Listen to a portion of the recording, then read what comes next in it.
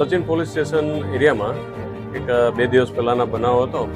આજે આપણે જોઈએ છીએ દુકાન જે છે બૂટ ચપ્પલની દુકાન છે, ત્યાં આ એક ખરીદાર આવ્યા હતા અને અહીંયા વેપારી સાથે માથાકૂટ થયેલા હતા. એ બાબતે ઉશ્કેરાઈ જઈને અને ઘરે જઈ પછી પોતાના ગાડી લઈ અહીંયા આવી અને વેપારી અને એના દીકરા ઉપર તલવાર વડે હુમલો કરેલો હતો.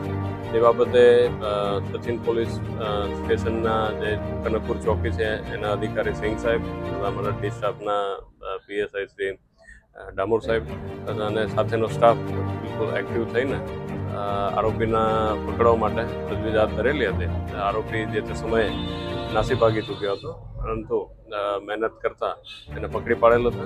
અને આજરોજ જે બનાવ બન્યો હતો એ સ્થળ ઉપર એના રિકન્સ્ટ્રક્શન પંચનામાના કામે હાલ અત્યારે અમે સ્થળ ઉપર છે. આરોપીએ જે બનાવ બન્યો હતો એના વિગતવાર આપેલા છે કે કઈ રીતના બનાવ બન્યા અને શું કારણે બન્યા અને પહેલાં શું બન્યા અને પછી શું બન્યા છે એના આખા વિગત રિકન્સ્ટ્રક્શન પંચનામા કરીને અમે એકત્રિત કરેલું છે પુરાવા માટે.